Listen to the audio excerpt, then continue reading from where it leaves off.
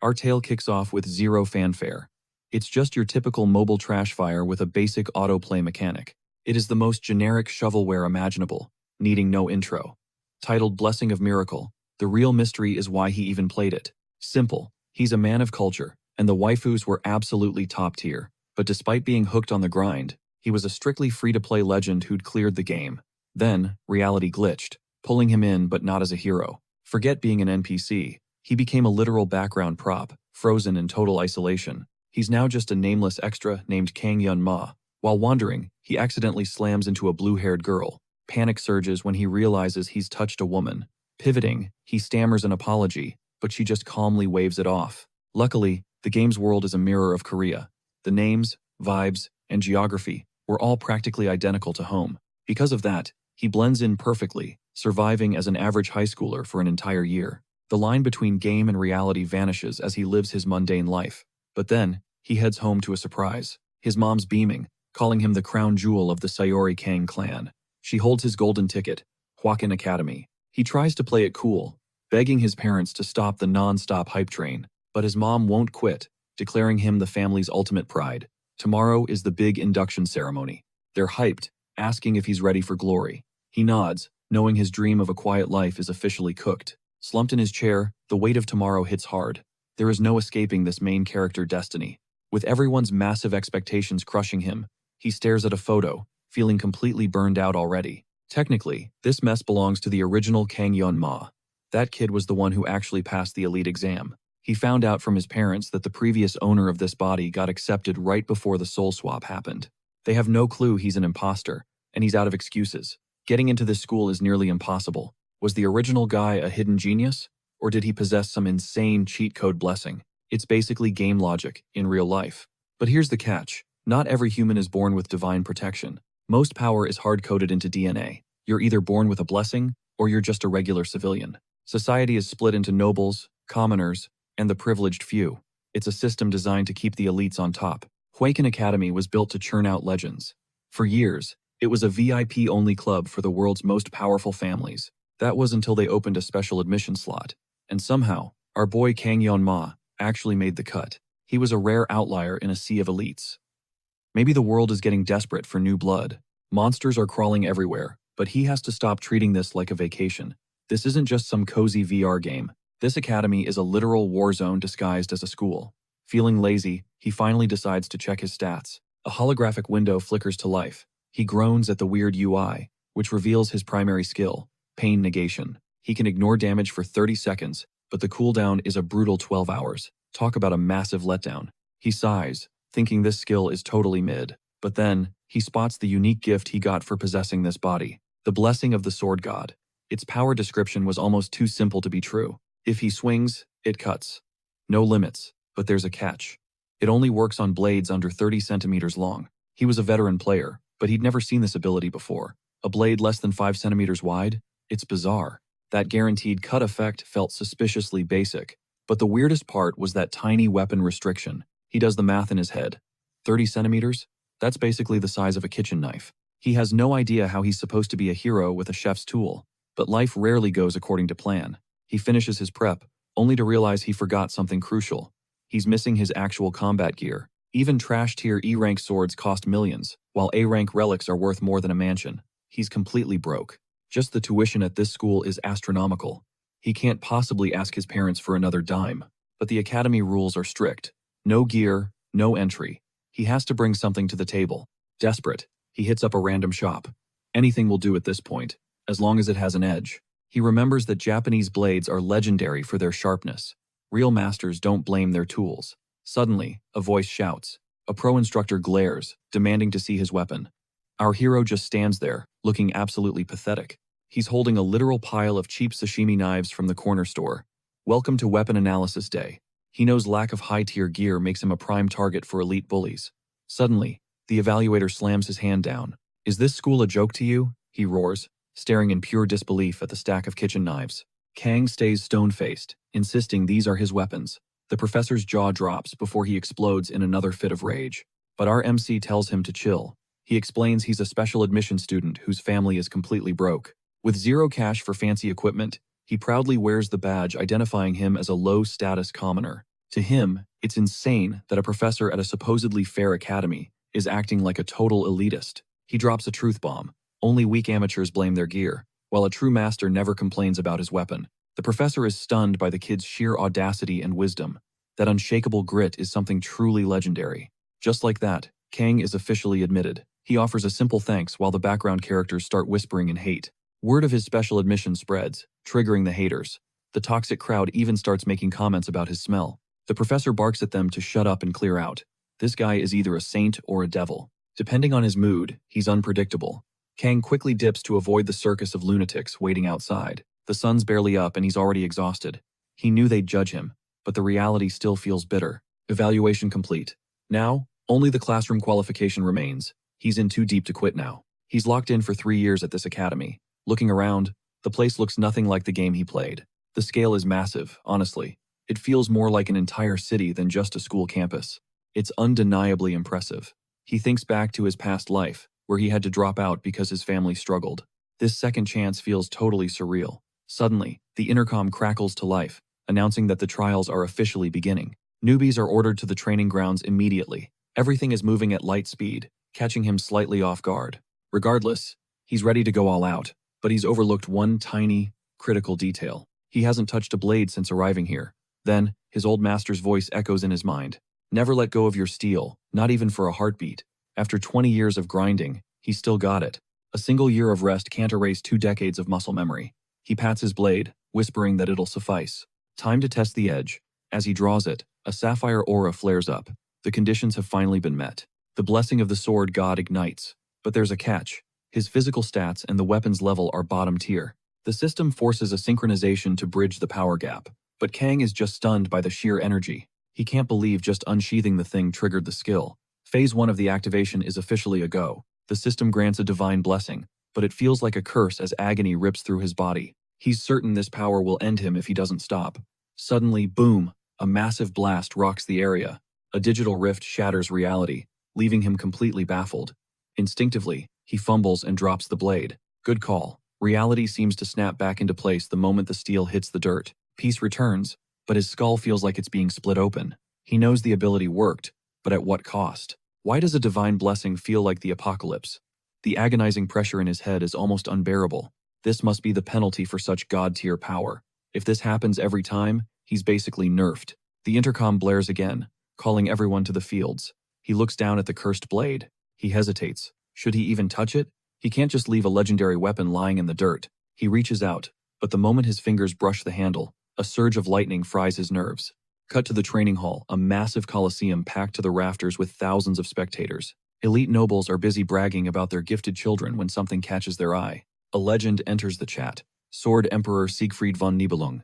Talk about a main character name. He's the heir to the legendary hero Aaron Nibelung.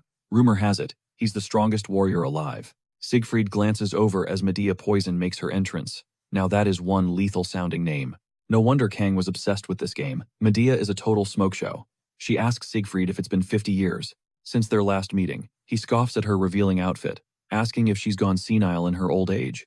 She fires back, claiming every woman wants to stay gorgeous forever, even offering to de-age him by 10 years. Siegfried fires back, claiming she's eternal despite being 70. He's all about inner beauty. She just scoffs. She admits he's a dinosaur from 50 years ago, yet his arrival hints at a major shift in the air. He usually avoids the high and mighty. Maybe his legendary granddaughter is the real draw? She's a knockout. Brushing it off, Siegfried notes the main event is starting. The artist went full Yu-Gi-Oh with these wild hairstyles. Total main character energy hair. Meanwhile, our MC stands there with generic black locks, feeling like the only normal person. Whispers fill the air about the special case scholarship kid. Welcome to the bottom of the social ladder, pal. Suddenly, a blinding flash erupts. The crowd goes wild. A total goddess appears. The iconic blue-haired beauty has arrived. He knew she was here. Abel von Nibelung, the actual granddaughter of the legendary Sword Emperor himself. More importantly, she's the game heroine he obsessed over. Honestly, she's giving major Hatsune Miku vibes right now. The world uses subspace, a pocket dimension separate from reality. Pain is real, wounds feel lethal, but everything resets. Since nothing is permanent, even total slaughter is fair game. Medea Poison is clearly flexing some serious assets today. Easy on the fan service, artist. The stage is set for a brutal battle royale elimination match. Students are shoved into groups of 10. In this subspace, Your survival time determines your ultimate rank. Medea drops the bomb. No gear limits. Siegfried points out, this basically hands the rich a free win. She shrugs, wealthy donors need their perks for funding the school. Even securing scholarship spots was a massive headache. Kang is currently malfunctioning in the crowd. Seeing Abel in 2D was one thing, but this? Witnessing her grace in person has him weak in the knees. He's barely holding onto his breath. He pities the surrounding simps. He knows the lore. Abel von Nibelung is already destined for a specific player. She's destined for the real protagonist. Our boy is just a background extra. Top-tier beauties have predestined paths. This scholarship kid has zero chance, so staying away is the smart play. His dream? A quiet, safe, totally boring life. He just wants to survive this academy without any drama. A comfy office job is the plan. Then he sees the news. Heroes get paid absolute bank. But that trauma from drawing his blade? Yeah, no. World saving is for the monsters, not for him. He's purely aiming for a cozy desk. Suddenly, a floating crystal screams that the entrance exam is live. Welcome to Walken Academy. The test is a slaughterhouse battle royale. The last one standing earns the star rank. Top 3 get dragon tier. Next 4 are wolf tier. Everyone else? Just a bunch of background characters. Scoring is automated with 0 time limits. It's exactly like the game he mastered back in reality. His strategy: finish fast, don't stand out, and blend into the crowd as an average Joe. The robots release a blue pulse. The exam officially kicks off. May the hero's blessing protect your souls. Our MC is desperate to keep his weapon sheathed. Cut to, the entire arena is already a graveyard. Rankings flash on the screens. Rachel dominates Group 24. Saki Ryuzo crushed everyone in Group 47. Sarada takes second. Medea sighs, calling it rigged since the legendary granddaughter is competing. With heirs from the Changxiang and Joelgung clans participating, the outcome was written in the stars. No surprises here. Abel cleared the field in 7 minutes. She didn't break Granddad's record, but it's elite. Siegfried isn't shocked. It's only expected from a Nibelung. Talent is literally coded into her very DNA. Since the show's over, he's dipping. Medea asks if he'll stick around for the other elite heirs. He calls them a pen of pigs. He despises nobles. He bids farewell, leaving Medea to her duties. She jokingly promises to see him in hell. Suddenly, a massive chill stops them both dead in their tracks. A terrifying pressure warps the air. Medea senses it too. Siegfried scans the panicked crowd, his instincts screaming danger. Where is this power coming from? Something shimmers above. An eerie blue light begins to swallow the sky. The fabric of space literally shatters like glass. Shards rain down, detonating among the terrified students. Absolute chaos. Did a cadet actually fall through the dimension? Another lightning flash reveals a small, unassuming dagger falling. The blade embeds itself before a student. Medea screams for medics and orders cadets to move. Who's the guy in the crater? Yup, it's our scholarship boy. Time for a quick rewind. A blonde hothead tries to pick a fight, but gets instantly choked out. A brutal blow sends the blonde reeling, and Kang finally realizes this isn't a game, it's a slaughterhouse. The infamous Mao brothers are absolute monsters. Kang watches in pure horror as they reveal their sick nature. They aren't just killing, they've been inflicting 30 minutes of agonizing torture.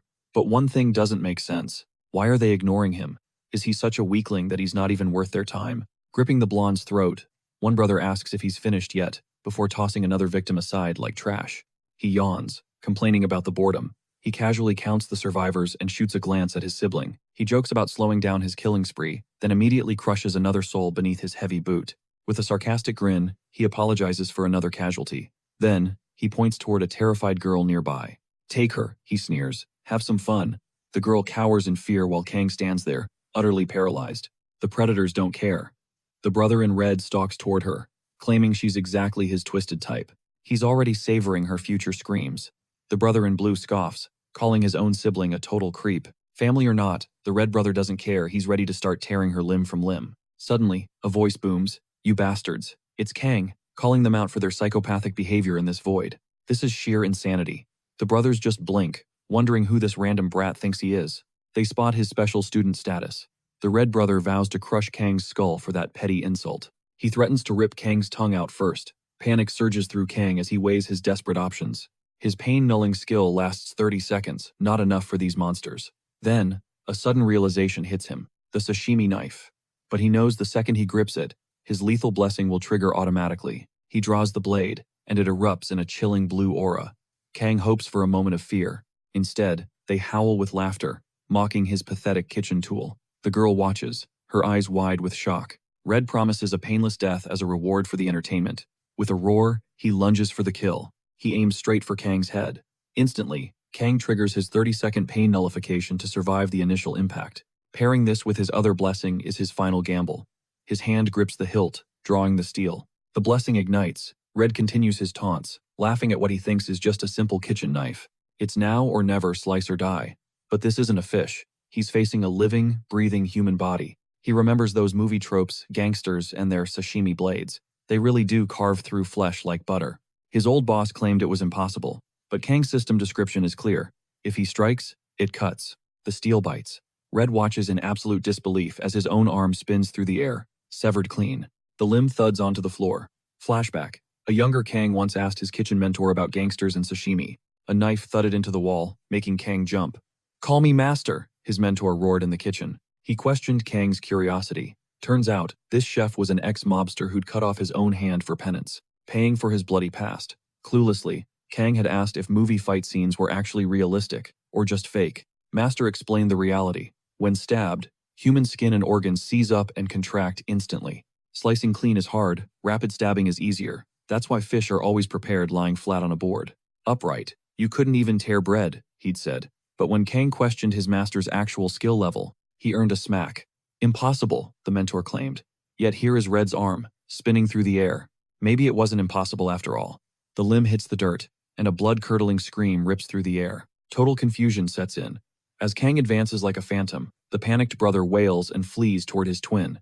But the Red brother stands frozen, eyes wide with terror, before suddenly lunging in a desperate, final scream. Kang's blade flashes again, slicing through flesh like wet paper. The Blue brother watches in sheer, paralyzed horror. His brother is literally dismantled. He looks down to find a piece of his sibling's skull staring back. He howls his brother's name, Shun. While Kang stands like a statue, the girl watches, breathless and stunned. The remaining brother tries to stay calm, desperately reminding himself they're inside the safety of the void space.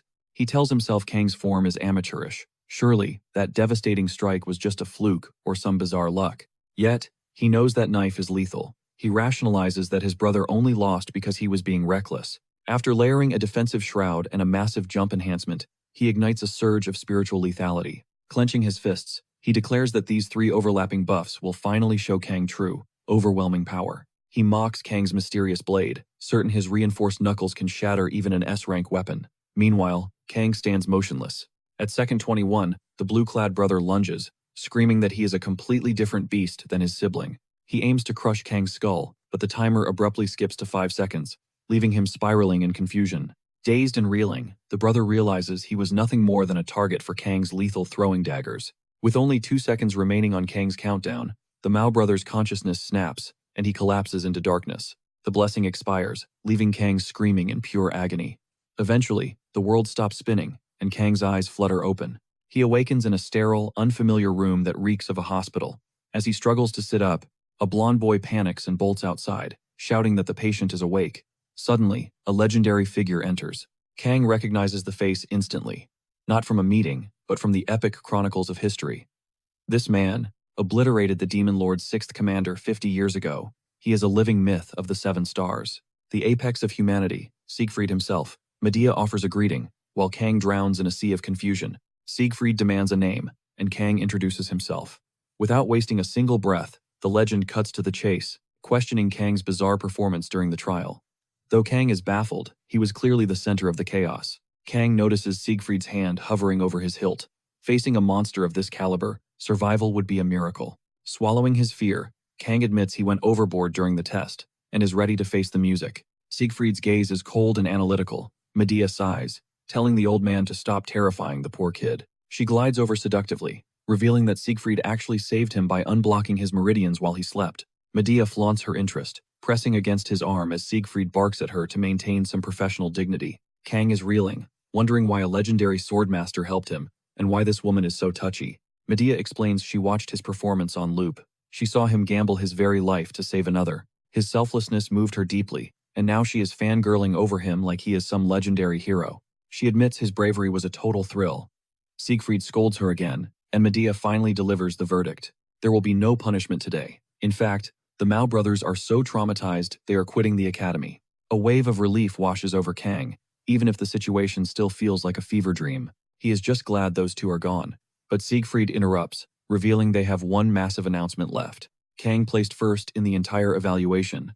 Kang is horrified. His only dream was a quiet, unnoticed life. Later, in her private office, Medea reflects on her 20-year reign as president, stunned by this anomaly. Never in the history of the Academy has a student caused such a seismic shift in the rankings. When Kang rejects the top spot, both Siegfried and Medea are left staring at him in utter disbelief. They ask if he understands the prestige of the star class. It was not a choice made by men. The subspace itself designated him as the champion. Yet, Kang remains stubborn, refusing to accept the crown. Siegfried is genuinely perplexed.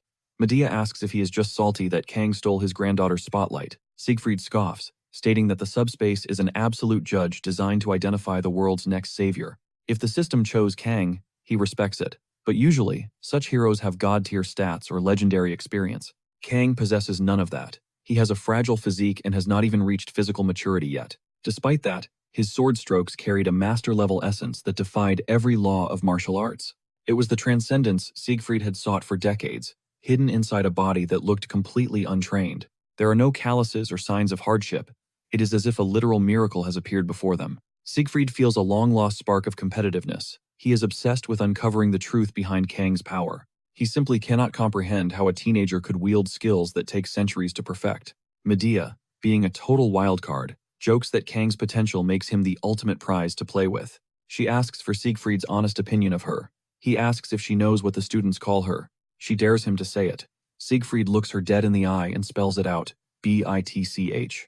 Medea's gone off the deep end, but Kang? He actually secured the downgrade to the bottom-tier wolf class. Mission accomplished. His goal? Avoid the top student title at all costs. Recently, the higher-ups were screaming to put him in the elite ranks. Tiger class was the minimum, but Medea kept his power hush-hush.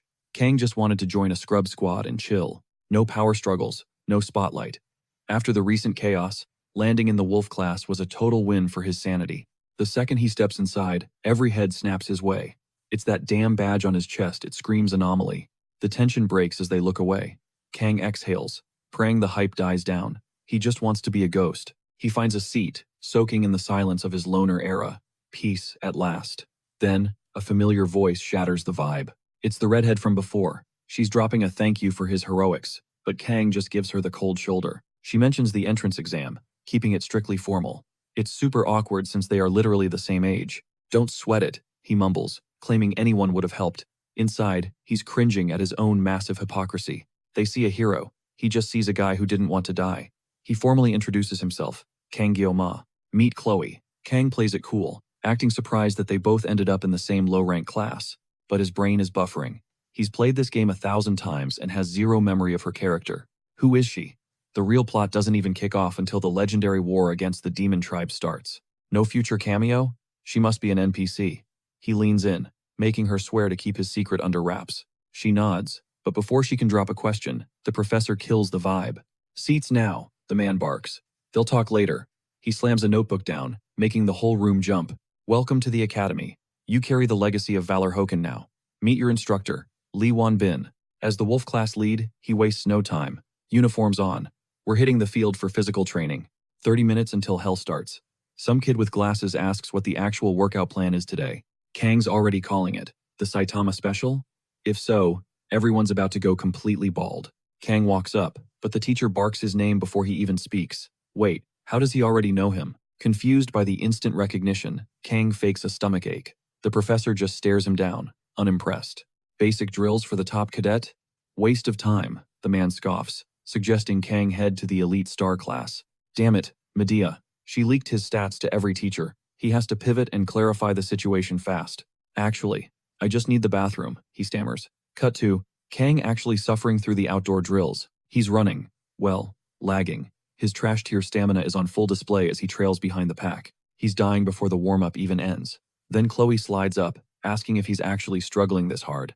I'm chill, he gasps, lying through his teeth. 5 laps down, that's decent progress for a weakling, right? I'm on lap 9, she chirps. Kang's brain short-circuits as she blazes past him effortlessly. He's officially out of shape.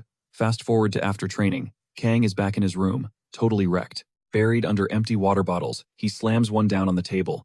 He is completely, utterly drained. Hunger is hitting hard. 1 week in, and he's facing his biggest villain yet, a starving stomach. He hits the cafeteria like a man possessed, begging for pork. The lunch lady just points to the side. Meal ticket, kid, she says. Kang freezes. He needs a voucher? Fine, he'll just go buy one. 50,000 gold? The price tag guts him. Now he's stuck sipping tap water and wallowing in poverty. Pure robbery. The cost of one meal is his entire monthly budget. Suddenly, a system notification pings. Ding. Physical stats hit level 12. As his power climbs, the system restrictions finally start to fade.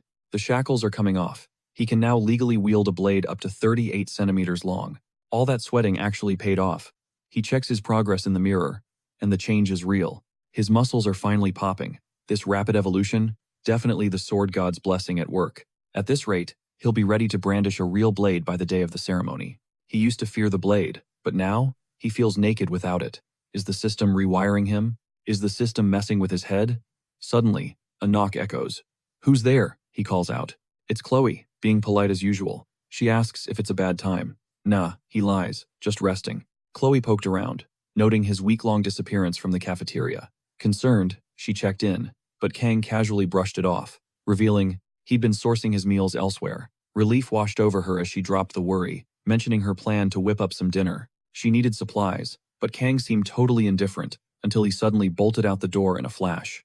Move it, he barked, leading the way while claiming he'd handle the kitchen duties himself. Moments later, Chloe was scraping her plate, absolutely blown away by the incredible flavors. Noticing the empty dishes, Kang peered into the fridge. Seeing a massive stash of fish, he questioned the sheer volume of seafood.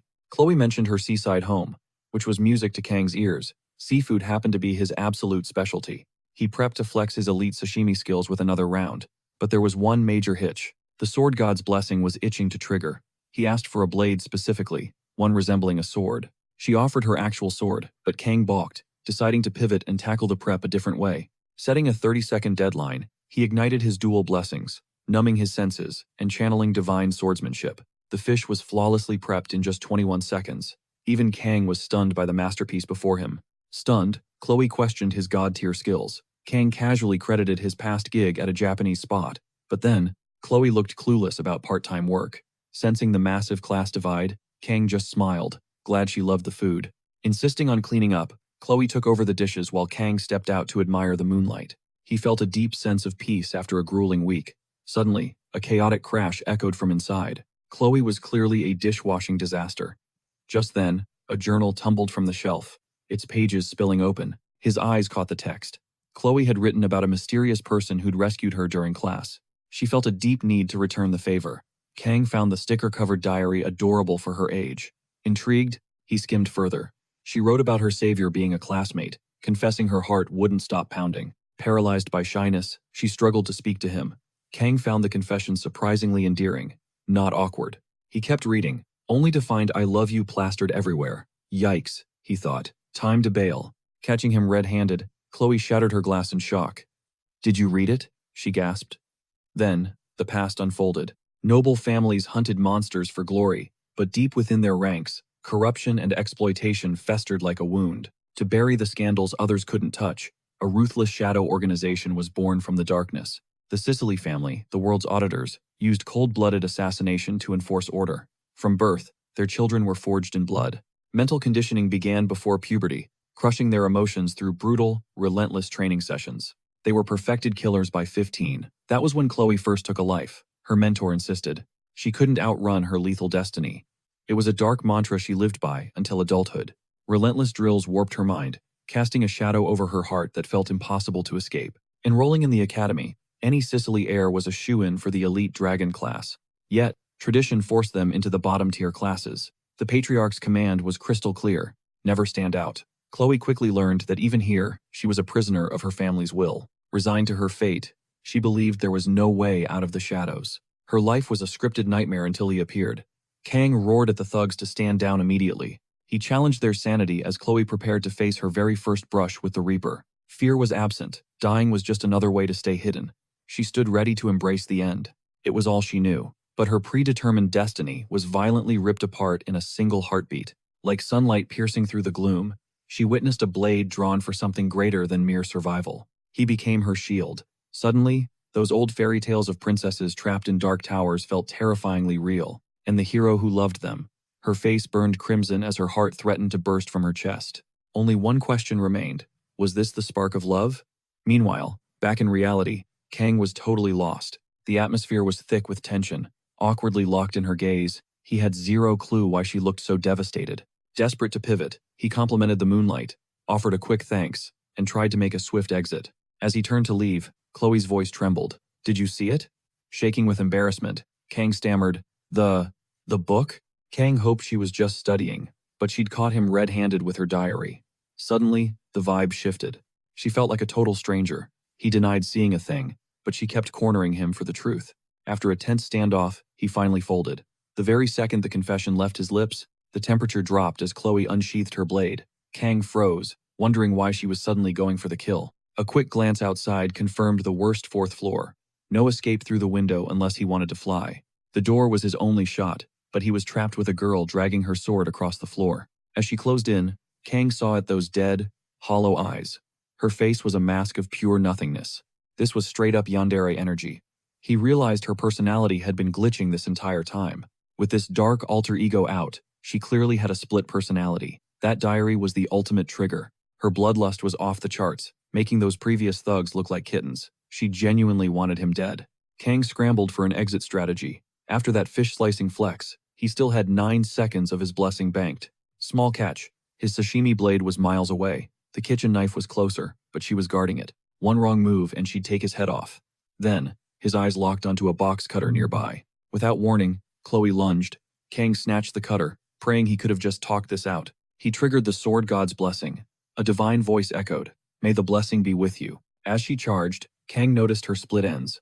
In one fluid motion, he delivered a surgical cut. Chloe ended up unconscious on the bed. When she finally woke up, she was totally lost, searching for Gioma. Her last memory was doing dishes and glancing at him by the window. Everything else was a blur. She panicked about her missing katana, but felt a wave of relief seeing it resting right there. These blackouts were normal for her. Usually, she only woke up like this after taking a life. All she could hear was that old man's voice, praising her lethal assassin instincts. She groaned into her pillow. She was beyond tilted for passing out right in front of him. Her head was thumping like crazy. Had she said something cringe while she was out? That's when she spotted the box cutter on the tiles. She touched her hair and realized it was way shorter. Confused, she dug through the trash can. There it was, her own hair. Being a chaotic yandere, she interpreted this as a sign of true love. She thought he was a total sweetheart for giving her a makeover. She grabbed her diary instantly. She started pouring her heart out about Gioma. Meanwhile, outside, Kang was literally barfing his guts out. The blessing had saved his skin, but the price was heavy. He had seriously pushed his limits. He'd overclocked the ability by 5 extra seconds, leaving his body feeling like absolute trash. Slumped on a bench, he realized all the energy from that dinner was officially deleted. He couldn't stop thinking about Chloe's lethal moves. Most warriors aim to disarm, but not her. Her style was built for one thing only: instant, cold-blooded execution. No hesitation, just death. She was a professional assassin targeting vitals. Facing her felt like a literal death sentence. Instinct took over, and he'd almost taken her head off. Luckily, the box cutter's short reach saved her. She just got an accidental bob cut instead. He breathed a sigh of relief that everything worked out. Academy life was brutal. Back on Earth, Kang was the undisputed king of the kitchen, a total legend. He was the pinnacle of sashimi masters. But in this game world, everyone is a slave to destiny. This world was called Blessing of Miracles, named after the overpowered buff the main character receives. There was also Valor Joaquin's legendary buff. As far as Kang knew, these two were the top-tier powers. The whole plot revolved around saving the world. The Chosen One gets the Holy Sword to fight evil. They get the legendary Balmung. Meanwhile, Kang is stuck here with nothing but a glorified fish knife. He slapped his cheeks to stay focused. All this academy drama was making him lose his edge. He knew the lore, but living it was different. It had already been a week since he arrived. If the game's timeline was right, the main event was starting. The protagonist's blessing should be active. The gears of fate were finally turning. It was time for the real story to begin. Entering the academy signaled the true beginning. Despite not finishing the game, Kang was now stepping into the prologue of his new life. He possessed knowledge of the early chapters. His safest bet? Follow the canon plot to the letter. If memory served, the true chaos would ignite during the third year's second semester. Then, sensing a hero's awakening, demons would raid the academy, sparking a brutal, full-scale war. Humanity versus demons, a literal world war. It was the peak of cliché storytelling, yet terrifyingly real now. This was exactly where Kang, who only played for the waifus, had originally quit the game. In this reality, the slaughter was unavoidable. The million-dollar question, could he actually survive the carnage? He had exactly 3 days to prep, either finding an exit or bracing for the storm. Worst case, level up or die. This game was designed for fun, not a life or death struggle. A happy ending had to exist, right? The hero would survive, but Kang needed his own strength. Flying under the radar was crucial. One wrong move and he'd be drafted to the front lines. Today was a wake-up call. Precision was key, especially when wielding the double-edged blessing of pain. Scanning his stats, the numbers looked solid. Oddly, the interface seemed to be evolving with new data daily. Basic stats were clear, but one caught his eye: the mysterious assimilation rate. Access restricted. The prompt mocked him, leaving him with more burning questions than actual answers. Priority number 1, a real blade. Relying solely on the blessing of pain was a death sentence. He required a weapon that wouldn't trigger that 30-second cooldown. Luckily, a chance was coming next month. The upcoming exams offered a legendary prize for those who endured the training: the sword Murasame. This rank B blade was his ticket. Master it, and academy graduation was practically guaranteed. Its specific dimensions bypassed the sword god's blessing, making it the perfect primary weapon. He was being pushed further than intended. Suddenly, a voice sliced through his thoughts. He spun around. Cyan hair unmistakable.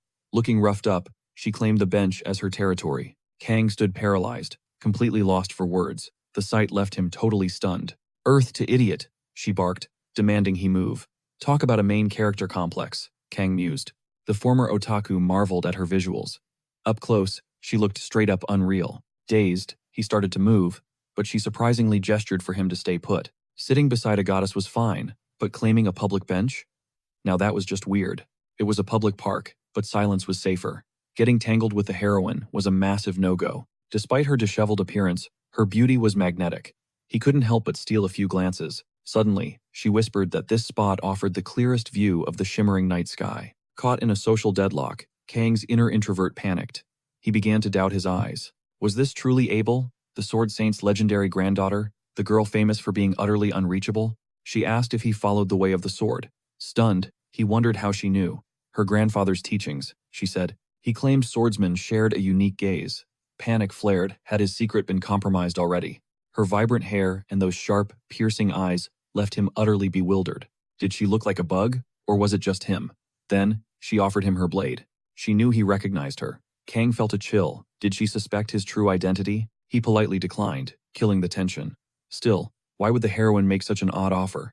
Since she was Academy royalty, he admitted he knew exactly who she was. She didn't know him back. Typical. She even commented on how cliché the situation felt.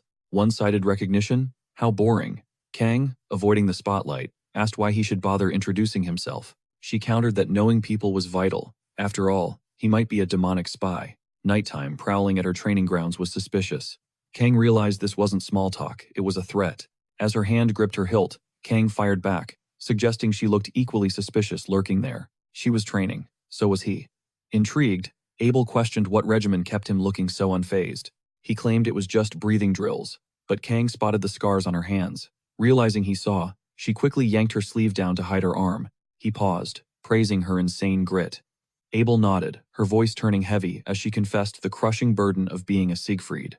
With that legendary bloodline, she had to be flawless. One moment of weakness was all it would take for things to crumble. Predators were everywhere, she explained. Then, her gaze dropped. For the first time ever, she wasn't the top-ranked student at the academy this year. In a rare moment of raw honesty, she whispered that someone had finally brought her to her knees in defeat. Surprisingly, a small smile flickered.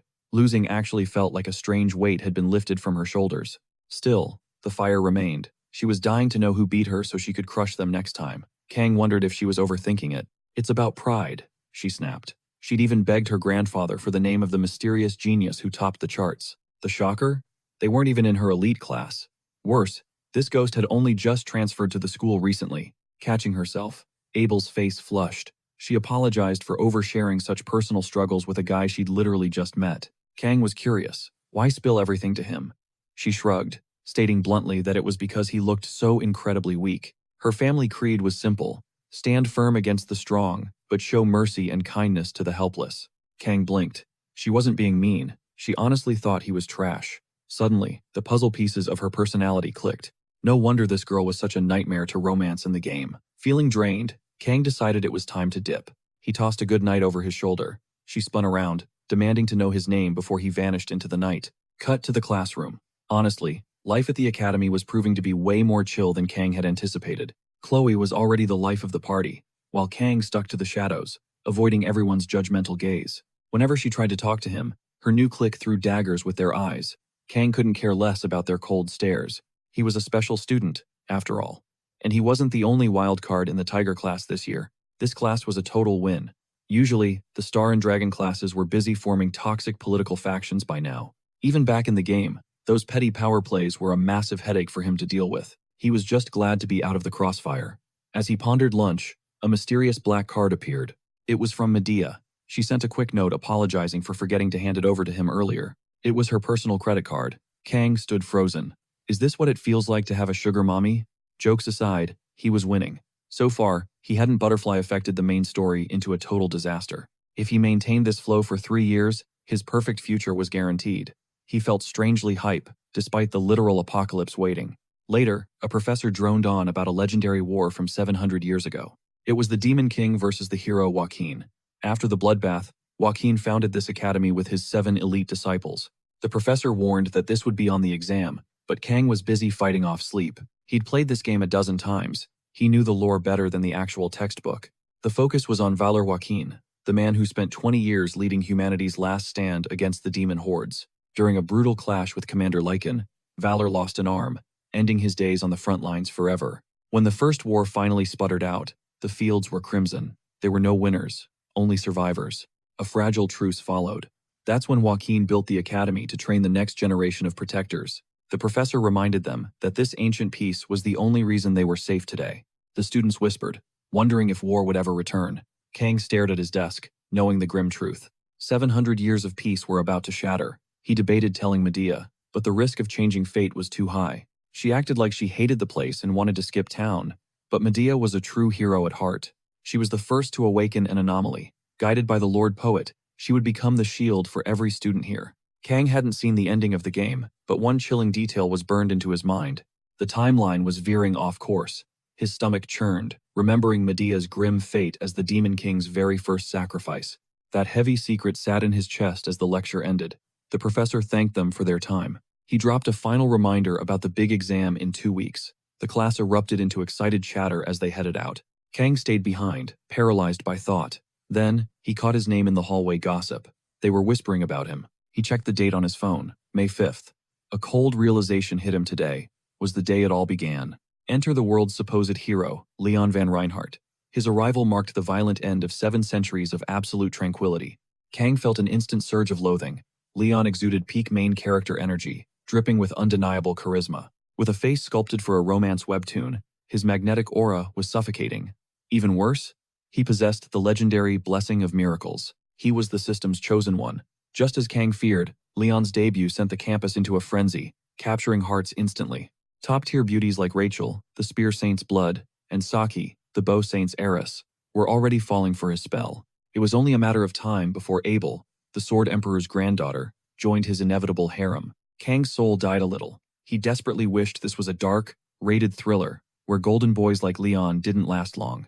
Kang ignored Leon's blinding grin, but when their eyes locked, a sinister chill crawled straight up Kang's spine. Let the protagonist handle the world's problems, Kang muttered, retreating to the solitude of the training hall. He gripped a heavy, oversized blade. This was the only way to suppress his sword god blessing and train his own body. Despite the system's gift feeling like a curse, he was hell-bent on mastering the fundamental arts of the sword. Earlier that day, Chloe had cornered him with a puppy dog pout, worried she'd somehow offended him. Kang fought to keep his poker face. He couldn't let his guard down around a girl that dangerously unpredictable. She promised a makeup dinner, but Kang could only picture her wielding a blade with a terrifying, bloodthirsty gaze. To the world, she was sweet. To Kang, she was a walking yandere flag, who might leave him sliced up in a refrigerator. Dodging the dinner invite, he asked for a sparring lesson instead. Chloe's face turned bright red, clearly flustered and flattered.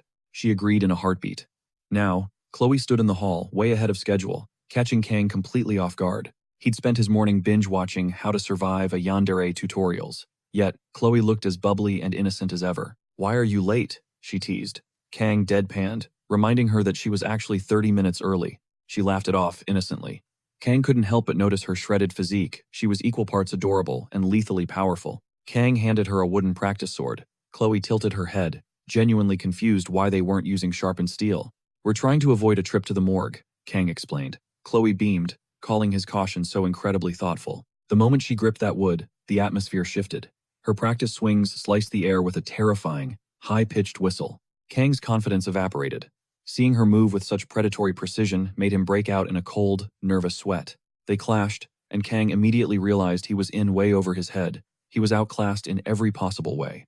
Chloe's attacks were surgical and lightning fast. Every block Kang managed left his arms vibrating from her monstrous strength. Then, a massive blow shattered his wooden blade into splinters. Before he could blink, the sword god blessing roared to life. A suffocating dark mist erupted from Kang. The system began rewriting his psyche, stripping away his very humanity. Chloe's smile vanished, replaced by primal fear as she scrambled back. The system's cold voice echoed, humanity slipping.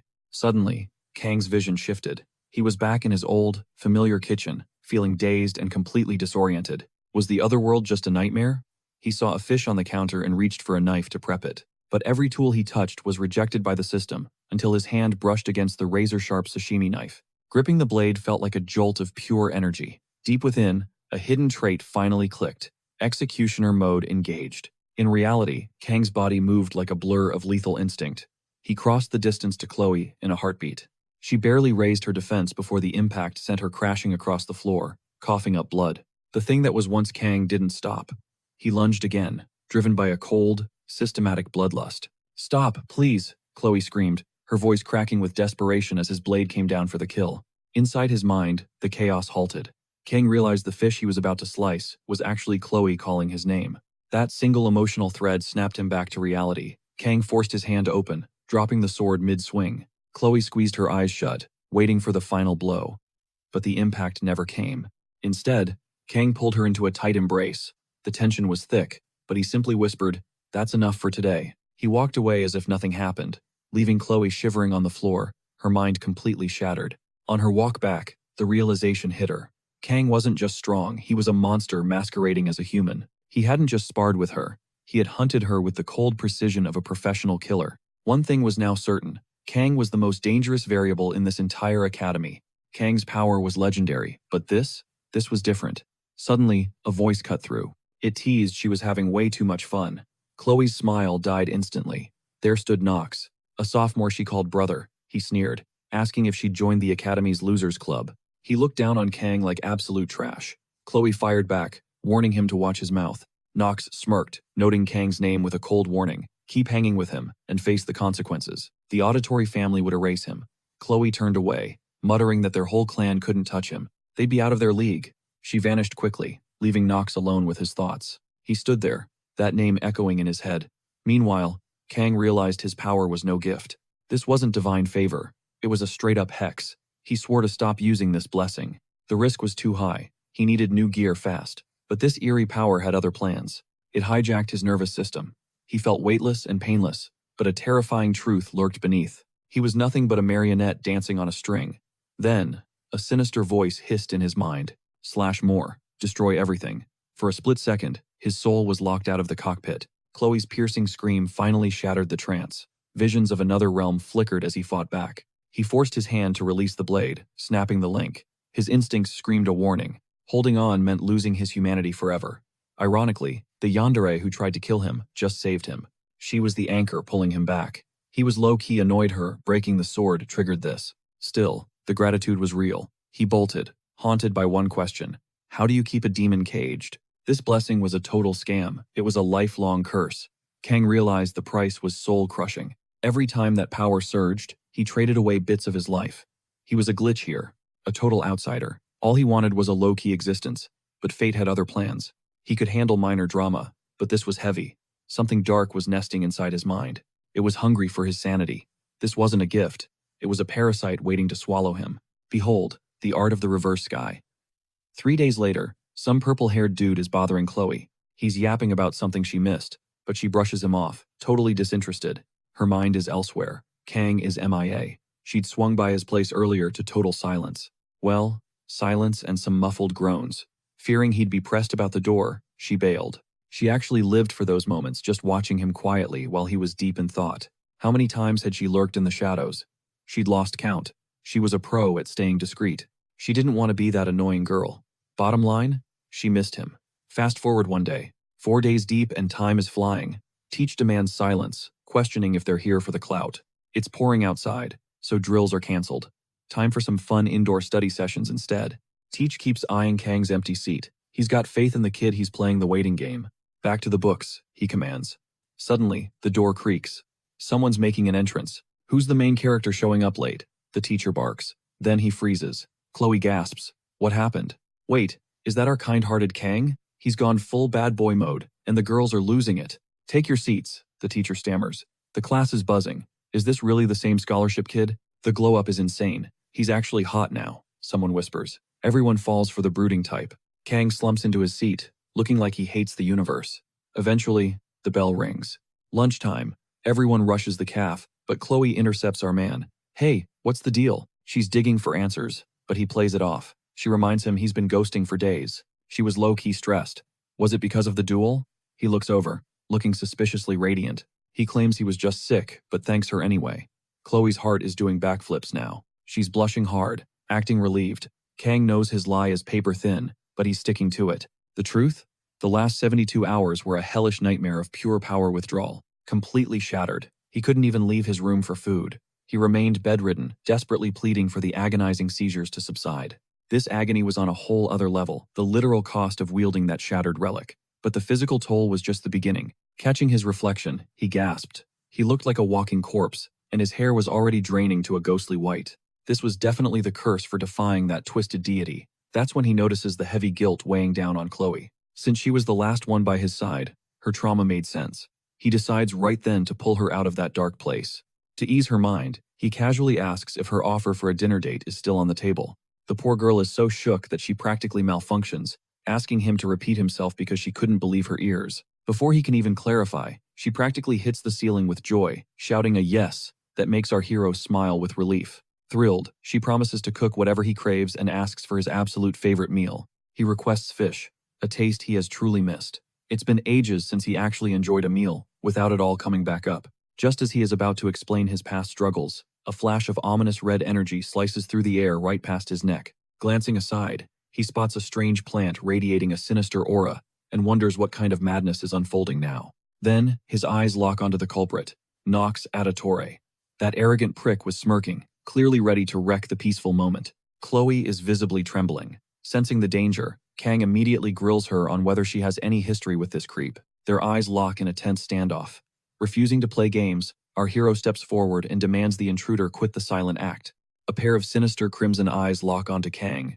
He can't help but wonder what kind of monster he's facing. Chloe warns Kang to back off while demanding Nox disappear. She sounds furious, but Kang senses a hidden truth. Her shaky voice screams pure terror. Nox scoffs, mocking Kang's weak appearance before questioning Chloe's reckless defiance. Is she really throwing away the rules for this nobody? Chloe snaps that she's done with the Sicilian Adatore clan. Nox just smirks coldly.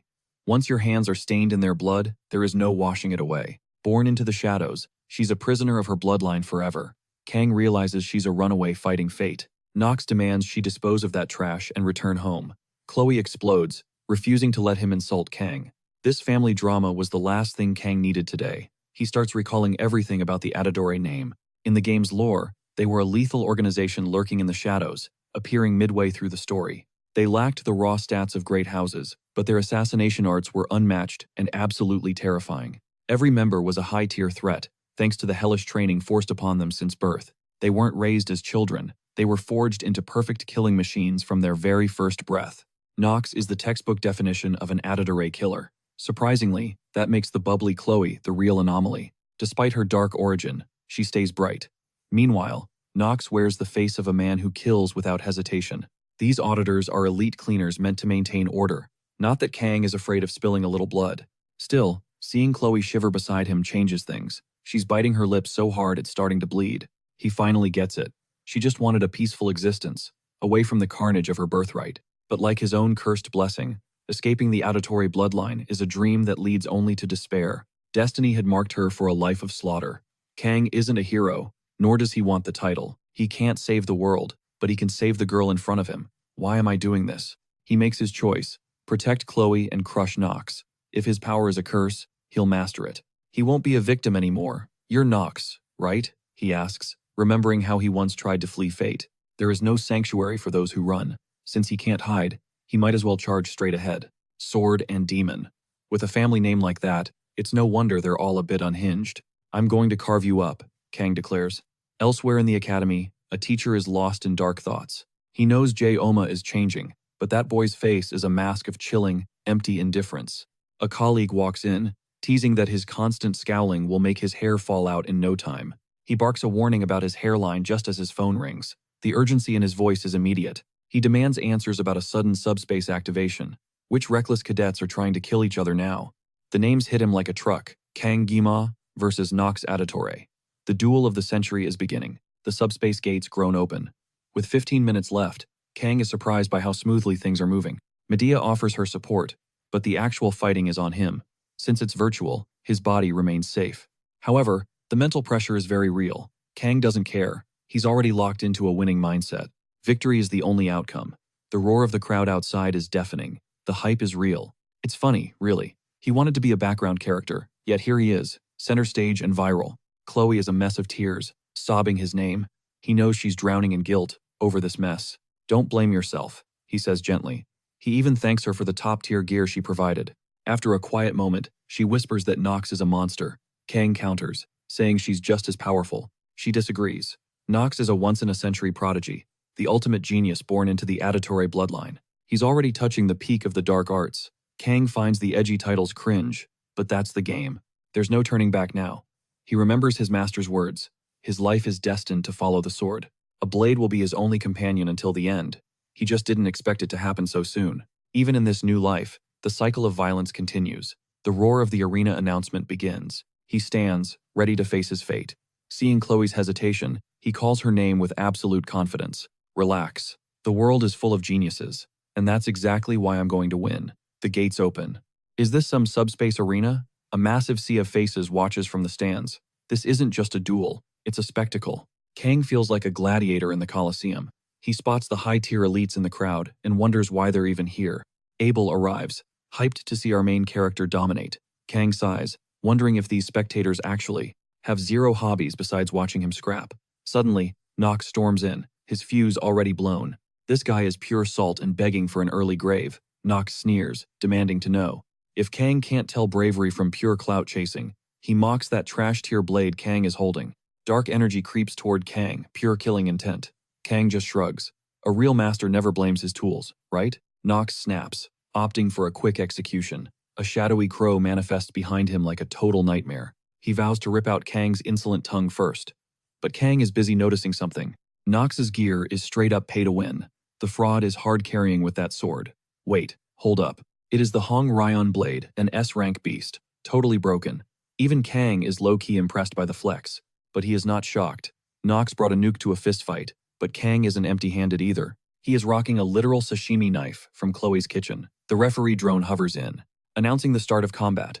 A cerulean light glows as the drone invokes the hero's blessings. It is go time. Kang instantly toggles pain suppression and summons the sword god's divine blessing. Kang's eyes turn ghostly white pure demon mode. The crowd goes wild. Is this even real? They thought this was a mid-diff fight. Wrong. A storm of strikes erupts, leaving Rachel and the fans breathless. They are blindingly fast. Abel is shook. Since when did this weakling become a combat god? Kang parries effortlessly while Nox lunges again. A stray blow shatters the arena floor, launching purple shockwaves at Kang. He dodges like a ghost.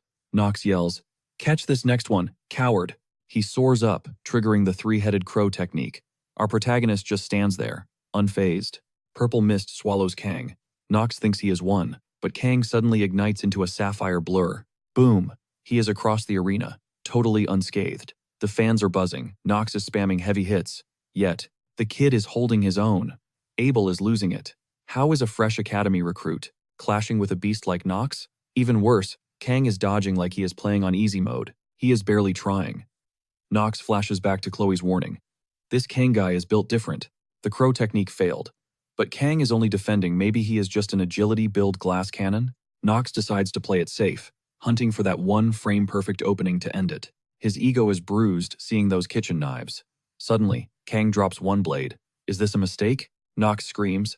What are you pulling?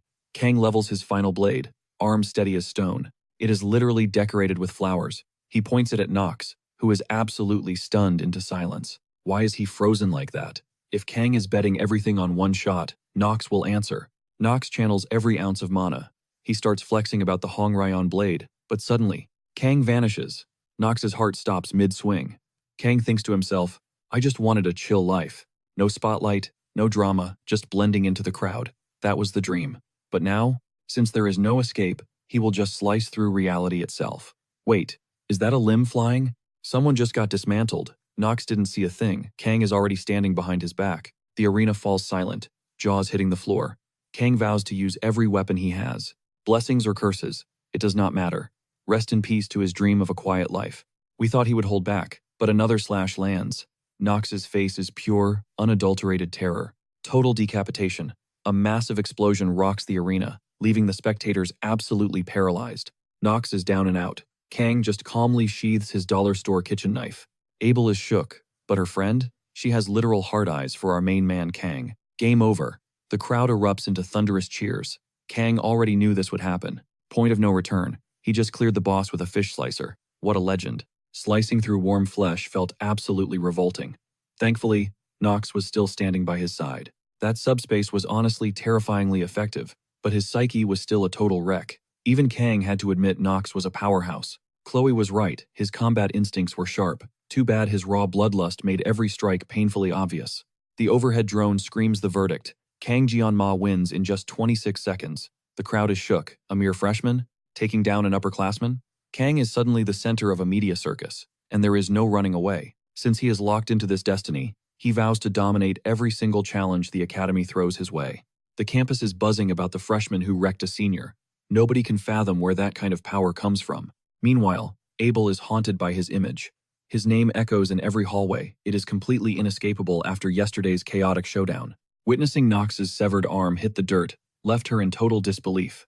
In that split second, her world stopped. She stood frozen, failing to process how he executed god-tier sword techniques using nothing but basic kitchen cutlery. As a legendary swordmaster's granddaughter, her pride was immense, but she finally realized just how clueless she really was. A cringy memory hits her. She remembers acting all superior, claiming she was just curious about the mysterious fighter, the one who actually surpassed her. She'd planned to obliterate him, even recalling how she'd flirtatiously teased him before. She'd mocked him for being weak while spilling her secrets. Now, the cold, hard truth finally clicks. Could he really be the Academy's #1? Her face turns crimson, looking like she's about to blow a fuse. She growls that this random guy is actually stronger than her. Now, she's dying to know what he was really thinking. Suddenly, Rachel snaps awake and demands answers. Abel quickly brushes it off, apologizing while trying to act cool. Rachel pushes for the tea, but Abel swears she's just exhausted. Naturally, Rachel smells blood and starts the teasing. She demands to know if Abel is starving, forgot her gear, or needs a bathroom break. Abel denies every single annoying guess. Abel snaps at her to pipe down. Then Rachel drops the bomb. Is it a boy? Abel instantly turns beet red. Rachel's jaw drops as she cackles. Who knew the legendary Abel would ever get caught up in a little romance? A flustered Abel stammers that it's not like that. But Rachel's already hunting for the identity of this lucky mystery man. Who could possibly charm the untouchable Abel? Rachel starts guessing, wondering if it's that heartthrob Leon. Abel's face says it all, definitely not him. It's weird though. Abel completely shut down the second Leon was mentioned. Rachel's brain shifts gears. Wait, could it be that insane special student from the fight yesterday? The second Kang's name drops. Abel turns into a statue. Rachel's inner psycho is absolutely thriving right now. I am literally a genius, she brags, grabbing Abel and dragging her along. A moment later, she kicks the door wide open. Making a grand entrance, she leaves every guy in the room drooling. But Rachel isn't here for fans, she's on a mission. She leaps onto a desk, shouting for the black-haired guy. She scans the crowd until a finger points him out. Some guy tries to call her out for standing on the furniture, but our chaotic queen just brushes him off. She claims her beauty gives her a pass, and the simp actually agrees. Abel is just dying of secondhand embarrassment nearby. Rachel's face twists into a wicked smirk. Found him, she yells. But then, she spots a major complication. Chloe is staring at Kang with total hard eyes. Instead of backing off, Rachel gets hyped. This just made it interesting. She starts shedding her layers, whispering about the fun ahead. Seriously? You're supposed to be a wingman, not the competition. Quit competing with her. The girls are completely baffled by her antics. Rachel just chirps a quick oops and dives onto the desk. At that moment, Kang finally stirs. Rachel smirks, asking if he's finally with us, but he stays dead silent. Are you the famous Kang Jian-ma? She purrs. Kang is lost, wondering what on earth this girl wants with him. She leans in, pointing a finger at his face. You're way hotter up close. Meanwhile, Kang's danger radar is going nuclear. Without warning, Chloe snatches Rachel's arm, demanding an identity.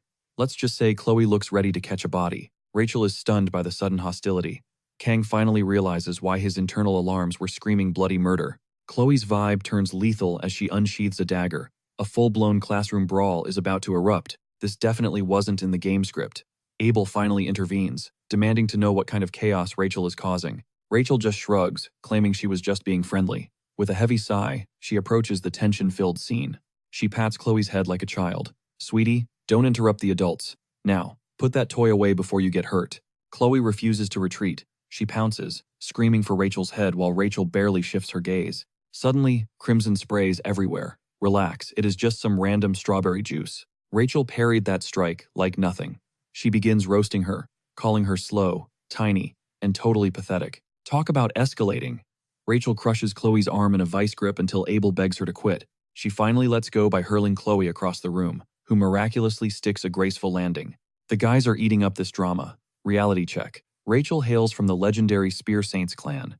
Pure power is their only law. She asks Kang if Chloe is his girl, but he denies it. He sees Chloe's face drop at his words, but he is just stating the cold, hard facts. He tries to wrap his head around the absolute circus he has been dragged into. Finally, noticing Abel, Kang awkwardly questions why the two of them are even hunting him down. Rachel smirks, claiming Abel is thirsty for him. Abel's face turns into a total tomato instantly. She stammers through a chaotic denial, leaving everyone in the room more lost than before. Mortified, she looks away, muttering that it is all a massive misunderstanding, and she never wanted this. Sigma Kang remains unfazed, telling her to leave. Rachel's eyes dim slightly at his savage bluntness. Seems she has a thing for rejection because she admits she finds his cold attitude incredibly interesting. Kang retorts that he is anything but interesting, but Rachel is not giving up that easily. She invites him to her dorm after class for a little Netflix and chill session. She spells out her thirst loud and clear. Chloe snaps, screaming for her to get away from Kang. Rachel cackles at how Chloe thinks she owns him, but Abel has reached her breaking point. She calls Rachel out, desperate for control. Rachel stands up, casually dusting off her outfit. With hearts in her eyes, she waves goodbye, leaving Kang wishing for a black hole to swallow everyone. The second they exit, he passes out. But Abel lingers, stealing one last look at him. She is totally caught in her feelings. Blushing, she rushes out to catch up with Rachel. In the hall, Rachel reflects on Kang's gaze, realizing his coldness felt different from anyone else's. That lethal intensity made her feel like a blade was pressed directly against her throat. He obliterated her expectations. She originally went there just to troll him for some cheap thrills. Her clan prioritizes securing top-tier genes to produce the ultimate warriors through any means. She now views Kang as a premium resource, regretting that her Netflix bait did not work. She teases Abel, noting that Kang definitely has what it takes to catch a princess's eye. Suddenly, she apologizes. Abel suggests she should apologize to the class she just totally wrecked. Rachel clarifies she is actually apologizing for what she is about to do to Kang Hyoma. She plans to enjoy him all to herself. Meanwhile, Nox finally regains consciousness in the hospital. He vows to end that brat. Before this, he was the undisputed king of the auditorium. His pride is shattered. He plots to sneak into Kang's room at night for a stealthy kill. But remembering Kang's overwhelming aura, he loses it, shoves a patient, and storms out. He vows to mobilize his entire squad to take Kang's head and reclaim Chloe. He knows Chloe's hidden potential might even eclipse his own, making this the perfect strike. His midnight techniques are at peak lethality now. He is ready to put Kang in his place. But when he kicks the door open, he finds Kang casually snacking on an apple. Nox expected a trap, but Kang just stares, asking why his senior is visiting so late. Nox freezes in place. A flashback shows Chloe nervously biting her nails in total frustration. Kang clocks her irritation. Even though she drew first blood, Chloe is clearly fuming. She mumbles, wondering if Kang prefers girls with massive assets. If so, she will end that woman. Kang calls her name, breaking her trance. He silently hopes she will finally put her weapon away. He asks about Nox's condition. She mentions the medical wing, which confuses Kang since he barely touched him. Chloe shrugs it off, admitting she hasn't visited, though rumors say he's hospitalized with 0 physical wounds. She insists he's fine, But Kang knows Nox isn't some weakling who just snapped mentally after one loss. A pathetic defeat like that shouldn't break him, unless he's plotting something. Kang decides to dig for answers. He asks for the room number. Cut to now, Nox is shaking while Kang casually snacks on a crisp apple. Mind if I eat this? Kang asks. Nox stares back, completely baffled, and snaps at the sheer audacity. You're already chewing it, Nox shouts. Unfazed, Kang scans the room, noting the Auditor family's insane wealth. This private suite is peak luxury. Still dazed, Nox stammers. How did you even sneak in here? Kang stays silent, reaching for his blade. Nox freezes, paralyzed by fear. Is this the end for him? Instead, Kang just carves the fruit with surgical precision. Nox watches, mesmerized by the man's terrifyingly sharp skills. Why is he a pro at something so basic? Kang slides the perfectly sliced snack onto the desk. Fruit helps with bad digestion, Kang quips. Nox feels the sting of humiliation, his face contorting with rage. He reaches for his weapon to end the mockery, but Kang's next words turn his blood to ice. Touch me, and I'll erase your entire bloodline. Nox is paralyzed as Kang exits, slamming the door shut. In the hallway, Kang exhales with a smug grin.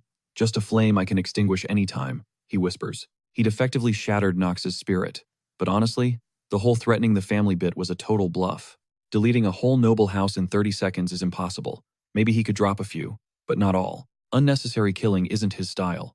Walking away, Kang feels like he's trapped in the eye of a brewing storm. This chaos wasn't the goal, but he's adapting. This world is definitely making him lose his damn mind. If Nox stays down, that's one less headache. However, Kang's biggest threat is a completely different monster. Specifically, that unhinged girl meant to be the first heroine to meet the original protagonist. With the major competition approaching, he needs a solid strategy. This isn't something he can just wing. The prize is the legendary Murasame blade, an absolute must-have. His only massive hurdle? The strict time limit. This win will take way longer than 30 seconds. The exam requires 5-man squads to hunt demonic beasts. It's all about teamwork, not solo flexes. If he recruits the right squad, he'll breeze through it. Luckily, he knows they're facing rank D mermen. Unluckily, he recalls just how obnoxious those mobs were in-game. Facing them for real is a nightmare. Thankfully, they aren't sirens. Those seductive monsters are 100 times deadlier. Sirens are demonic humanoids, whereas mermen are just basic beasts. Compared to them, mermen are actually quite tame. Resting on a bench, Kang realizes it's already been 1 month. This calm evening is surprisingly nostalgic. It's the peace he craved. 700 years since the historic armistice between humanity and the demon realm. Still, bloody skirmishes persist. Take the Vasman conflict from 50 years ago, that was a total disaster. The 6th Legion's leader allegedly revived the 1st commander, shattering the fragile peace treaty instantly. Memories flood back, Vasman clobbering a white-haired warrior while Medea's desperate cries for Isekied echo through time. A youthful legend rises, shredding demons to pieces. Humanity won, giving birth to the iconic 7 heroes. Victory cost everything. Both sides retreated to avoid total extinction. Yet, Kang remembers the stinging insults. Calling him the strongest for killing just one commander is a joke. Kang stares at the sky, wondering, is this the peace heroes died for? He then remembers Valar Joaquin, the legendary 1st commander, the one who sealed the demons. In 3 years, the hellish hordes will launch their 2nd invasion, marking the Demon King's debut. Worrying now won't change the inevitable catastrophe headed their way. He must lock in for the exams. It's a total drag, but first, he needs to find teammates. Problem is, his contact list is a desert. No friends. 0 riz. Then, a realization hits him. He's the Academy's new main character, so clout might be his best weapon. Since it's come to this, he'll scout top-tier talent to carry him to a perfect score. He just wants that easy, retired life, even if staying low-key is a pipe dream. A week flies by, leaving Kang shaking with pure anxiety. Not one invite, not one DM. He remembers how brutally he dismantled Nox in front of everyone. Why the silence? Turns out, every single student is paralyzed with fear of his power. Glancing around, a realization hits him. Chloe is a fellow outcast, left stranded without a squad, just like him. He walks over, asking if she is solo. She nods. It is weird, Kang remembers when she actually had a social circle. Seizing the moment, he pitches a partnership. They only need 3 more. Without missing a beat, Chloe joins up. She is a combat beast. Since Kang's stamina caps at 30 seconds, having her lethal skills is a massive win. Chloe is a one-woman army. She is glowing with joy until a sudden shout of Kang's name kills the vibe. Rachel has returned to play. Kang lets out a heavy sigh, already feeling the massive headache coming. He demands to know why she is here. She plays coy. Chloe starts panicking, rambling about big balloons approaching. Kang shuts her down, telling her to cut the nonsense. He is completely out of patience for her little games. Rachel pouts, acting wounded. Kang just groans, begging her to stop using his full name, Min Jian. She plays dumb, claiming her ears are failing. Then, she accidentally faceplants onto a desk, chest first, showing off her assets. She giggles about being clumsy. Ignoring the thirst trap, she asks if Kang has a team for the trial. Kang instinctively denies it. Rachel's eyes sparkle as she immediately tries to draft him into her own squad. She playfully tweaks his chin, declaring him her prize. Unimpressed, Kang brushes her hand away with a cold stare. He wonders why she wants him despite her simps. Rachel smirks, knowing life is just way more chaotic with him. Kang reveals he is already with Chloe. Rachel does not care. Now they only need 2 more slots to fill. Kang is stunned. Is she really willing to tank her own grades just to be on his team? Chloe seems chill with it. Turning back to Rachel, he sighs and leaves their fate in her chaotic hands. Rachel cheers, locking them in. Curious, Kang asks who the mystery teammates are. Rachel's grin says it all. Do you know Leon? She asks. Kang instantly freezes, a cold shiver running down his entire spine. He curses his luck. He spent 30 years slicing fish just to end up in this nightmare scenario. Now he is entangled with Leon, Abel, and Rachel, the exact trio he tried his hardest to avoid. The girls are fine, but Leon is the issue. He is the literal protagonist of this twisted world. Leon's presence ruins everything Kang knows. He seriously contemplates jumping ship before it is too late. Too late. Rachel submits the registration the instant he agrees, trapping him in her web forever. For the first time, Kang feels a murderous urge. Chloe notices his dark aura and asks what is wrong. She points out that since that hard-working girl showed up, Kang has looked like he has seen a ghost. He brushes it off, claiming he is just shocked by their roster. He did not expect such a high-profile squad. Chloe reassures him, certain nobody is stronger than he is. Kang starts to weigh his options again.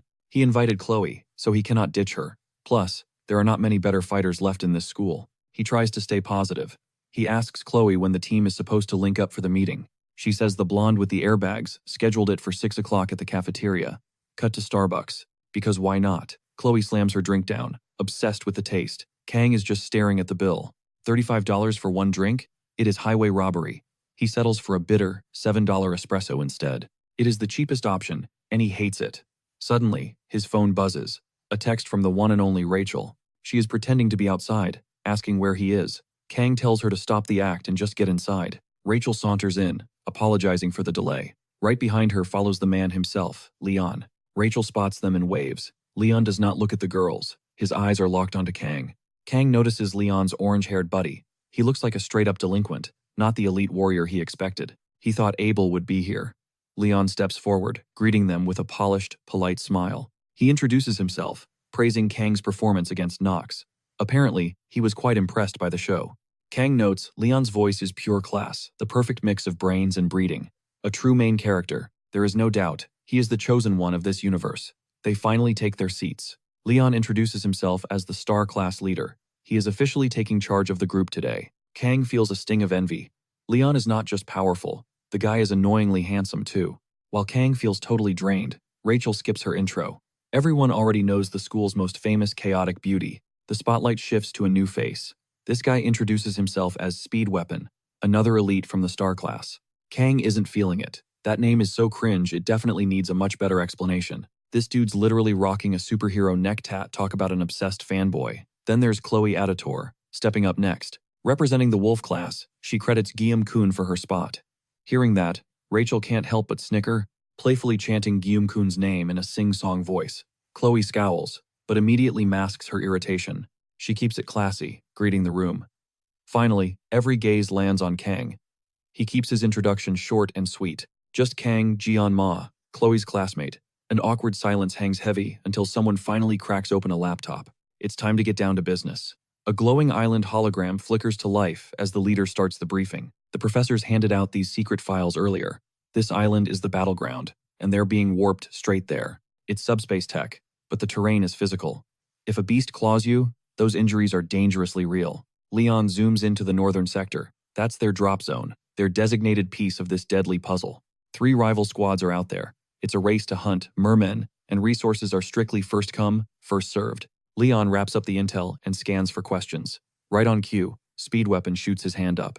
He's worried about sirens and the danger they bring. Leon shuts that down, promising the faculty did their homework. The professors vetted everything. Then Chloe drops a bombshell. Is friendly fire allowed? Can teams hunt each other? Leon clarifies that beast hunting is the only goal. Anyone caught sabotaging other teams faces instant disqualification. Kang realizes that's a major buzzkill for Chloe. After all, she's literally built for professional assassination. The briefing ends, and the room clears out. Leon hangs back alone, slowly packing up his gear. It's just the two of them now. Kang stands up, trying to ghost the room before things get weird. But Leon's voice stops him cold. Kang looks back, puzzled, only to hear, "Where are you from?" It sounds simple, but there's a hidden edge to it. Leon's gaze is sharp enough to cut through steel. Kang fumbles for a response. The question isn't weird, but the vibe is totally off. Something's definitely wrong. Before Kang can speak, Leon backs off with an apology. He admits he just had a bizarre hunch, a feeling that they were cut from the same cloth. Kang's brain is lagging. Everyone here speaks Korean. Kang's heritage is obvious. So why the interrogation? Leon just waves it away like it was nothing. He tells Kang to forget it and turns to leave. Suddenly, Kang's hand shoots out, grabbing Leon's shoulder. He halts him in his tracks. "Wait," Kang blurts out. Even he's shocked by his own impulse. "Where are you from?" Leon looks intrigued. "Germany," he says coolly, brushing Kang's hand off before exiting. Left standing in the silence, Kang's mind starts racing. Is he just being paranoid? Why the sudden urge to press him?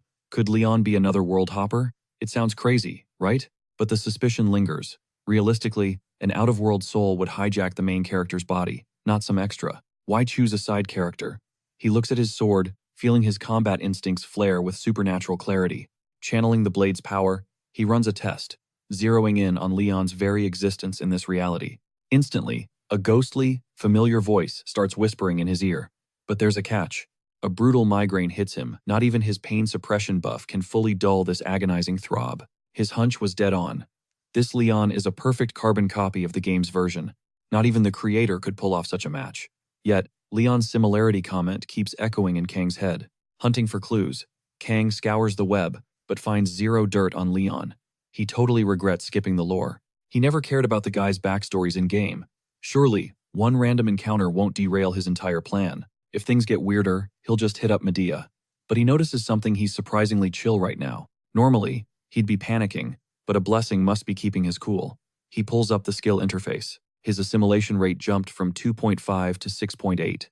His mental and weapon stats are steady. Training boosted his raw power, and he's sure his swordsmanship will skyrocket soon. He just needs that Murasame blade. But this assimilation stat, why is it climbing so fast? He's only scrapped with Nox and Chloe lately. Could combat be the key to this mysterious growth?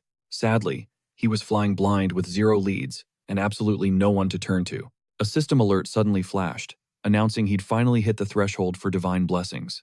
As the world recalibrated, Kang realized his pain suppression had received a major buff. 10 extra seconds of pure endurance. The sheer euphoria of leveling up made every struggle worth it. Time blurred into a montage of grueling training, squad meets, and dodging a weirdly clingy Rachel. With the deadline looming, Kang pushed his limits, his blade even splitting, falling drops of sweat. His precision was cracked. Locked and loaded, he stood ready as the fateful day finally arrived. Before him loomed a massive subspace gate, radiating an aura far deadlier than any training sim. A familiar shout caught his ear. The squad was geared up and ready to catch bodies. Forget the halberd. Rachel brought the heat in other ways while teasing him for being late. Leon barked at him to move it, while speed weapons stayed icy. Chloe just beamed. Taking his spot at the rear, Kang couldn't help but peep everyone's high-tier loadouts. Rachel flexed an S-rank Phoenix halberd, though Leon's legendary Balmung was still missing in action. Speed weapon sported a bizarre chest rig. When Kang stared, the guy immediately snapped. It was an S-rank healing artifact worth a fortune, a literal flex in item form. Despite its insane value, speed weapon gave Kang a lethal look, warning him to back off. A booming voice cut through the air. The professor stared them down, his expression grim. "You're just cadets, not legends yet. One wrong move, and it's game over, so stay sharp. Safety over clout, anyone can tap out if they get clipped." Leon stepped up to lead. It's go time. But as the hype built, Kang noticed Chloe looking totally shook. She confessed her deepest fear, the nightmare of sirens appearing on the island.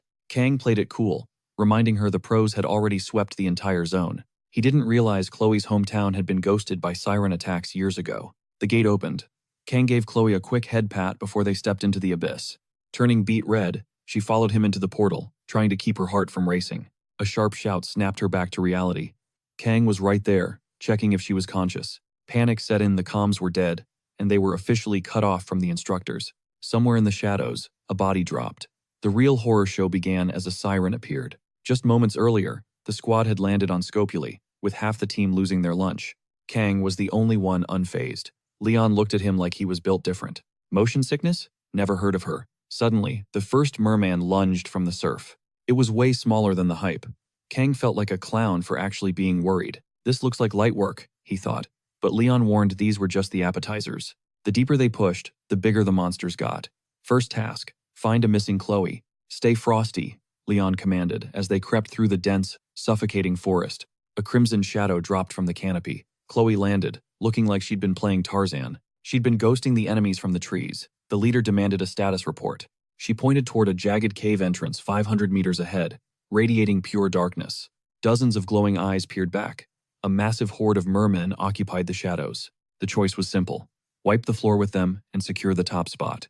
But one slip-up meant disaster. The final call rested entirely on Leon's shoulders. Looking back, they'd originally picked Chloe for her elite scouting skills. Speed Weapon tried to volunteer, but Leon shut him down. It wasn't his lane. Kang was stuck on rear guard duty, tasked with watching their backs for any ambushes. No ego here, Kang loved the easy paycheck. Meanwhile, Leon stepped up to hold the line. As Rachel questioned his destination, Leon finally dropped the details of his master plan. Meanwhile, on the island, Kang saw the cold determination in Leon's eyes. It was time. Leon signaled Rachel to pull the trigger. She gripped her halberd, surging with raw power before hurling it Spartangent style straight into the merman's fire pit. The squad stood there, totally shook. They really thought just stabbing the fish one by one would have been simpler. Before the merman could even blink, Rachel blitzed in, snatched her weapon, and ripped through two monsters. Leon's voice echoed, "Mow down as many as possible." Her response? A stone-cold, "No problem." Speed Weapon whipped out his flute, playing a melody that triggered a massive buff, sending the mermen into panic. Fueled by the blessing, Rachel went on a rampage. 11, 18, 20, 22, 24. She was stacking bodies effortlessly. Turning back, she thanked Speed Weapon for the insane support. The buff was a game-changer. Following her lead, Chloe the sub-DPS activated her cat blessing to join the fray. She carved through waves of mermen. 8 went down in one swipe, but 2 more lunged from above. She deleted them easily. Rachel was already at 45 kills, but the guys noticed something sus. The 2 were charging straight at each other. Or rather, Chloe was hunting Rachel down. Rachel didn't back down, meeting her head-on. Suddenly, a massive merman dropped onto their backs. It went for the kill, but both girls ignored it entirely. In a heartbeat, the monster was shredded. "You've picked up the pace," Rachel noted. Chloe scoffed. "That kill was mine." Then, they vanished in opposite directions. Kang sighed in relief that they hadn't started a civil war. He watched Leon effortlessly drop another merman. With a surgical strike, Leon looked at Kang. "You seem stressed about them," Kang admitted. "I was. Turns out, it was unnecessary. All 60 mermen were erased." Leon reminded him to trust the squad. "Time to move on," Leon declared. Kang was low-key stunned. The plan was flawless. The plan was basically just letting 2 maniacs loose. But you can't argue with that kind of leadership. But as Kang was vibing, a sudden blue flash sparked right behind him. Before anyone could move, the light tore through Leon's chest. The entire room froze in pure horror. Kang turned slowly, his heart dropping as he saw the nightmare a demonic siren. Rachel let out a scream. How was it here? Speed Weapon was tripping. They had literally just cleared every single monster in the cave. Kang stood paralyzed. This was supposed to be a basic mission, but it had turned into a disaster. Fight or run.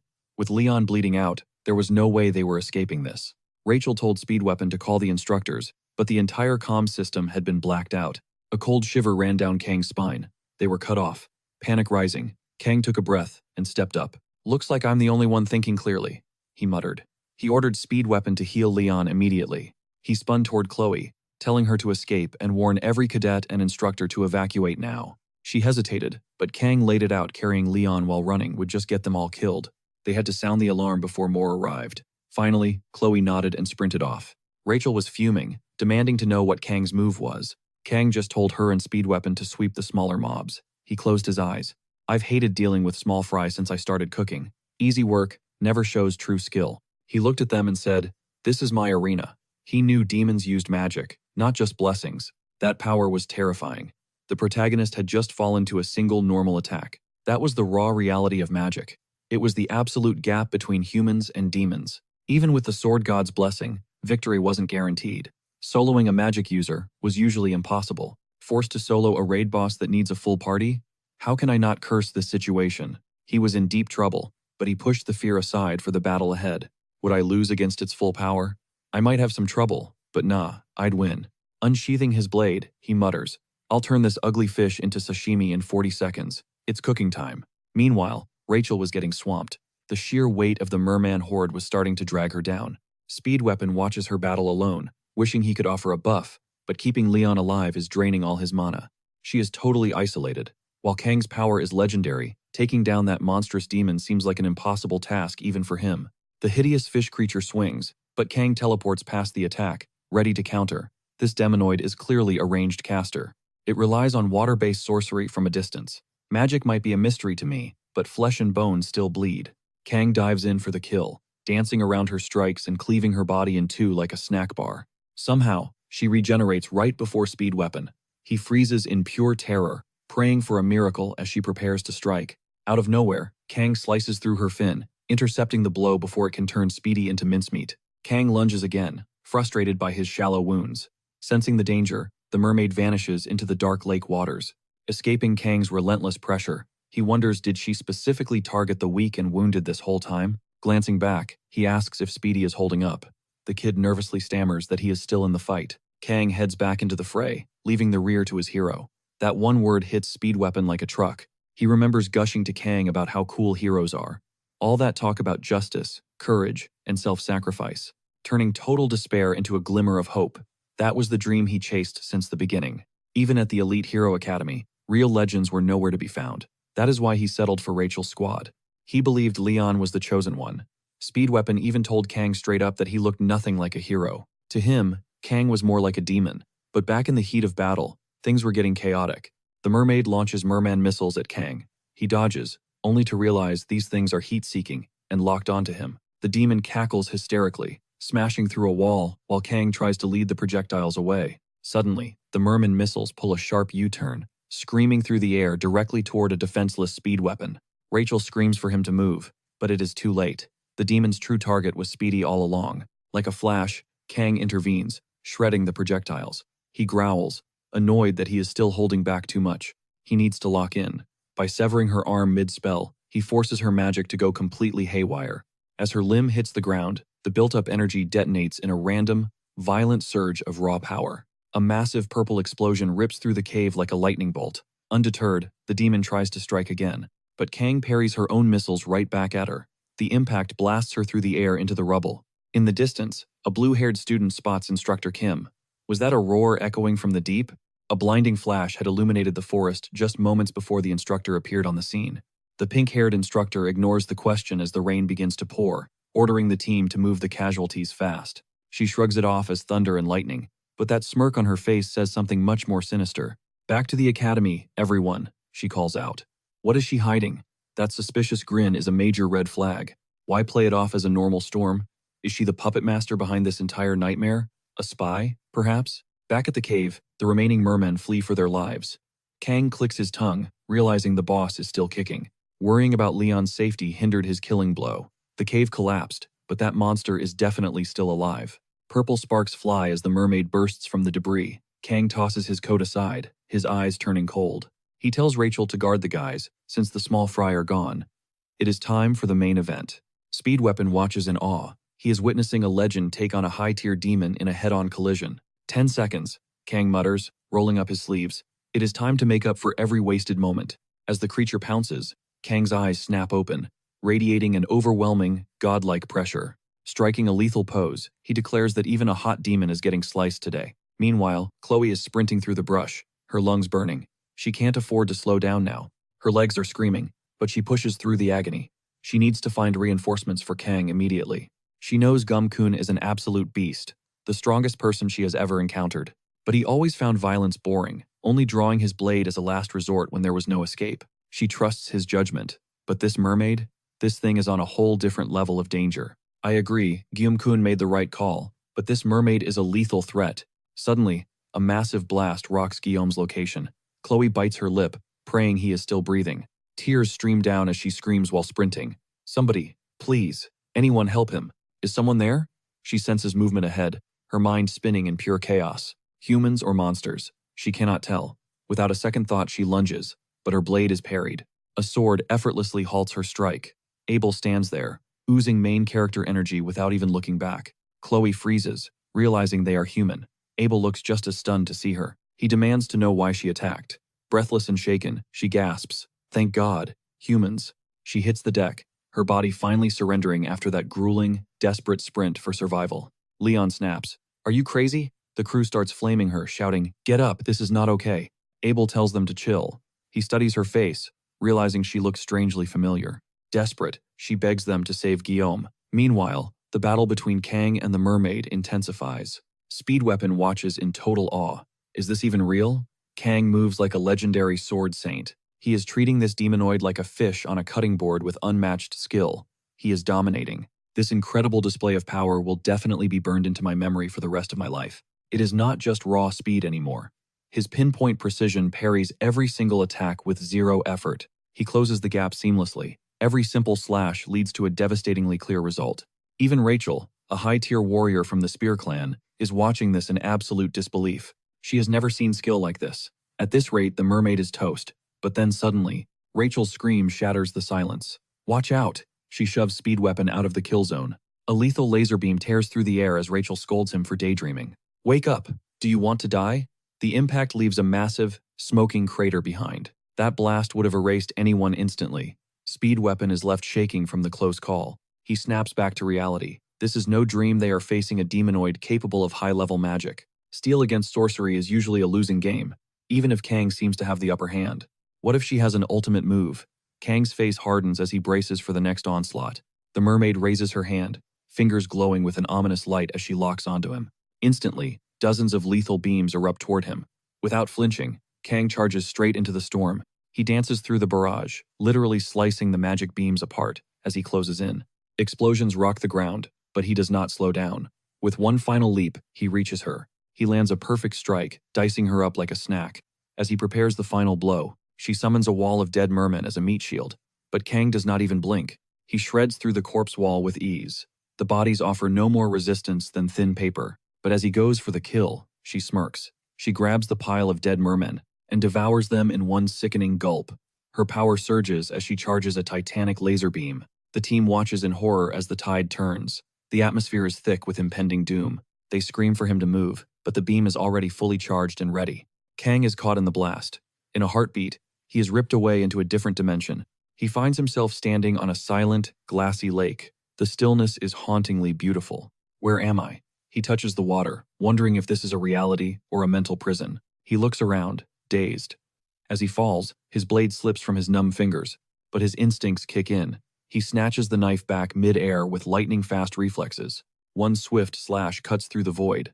Suddenly, Kang is slammed back into the real world. The mermaid's magic is literally severed. Using only a sashimi knife, he broke the spell. The powerful magic shatters. Now, the mermaid is bleeding out. Her shattered frame lay strewn across the dirt, snapped in two with chillingly clean, effortless force.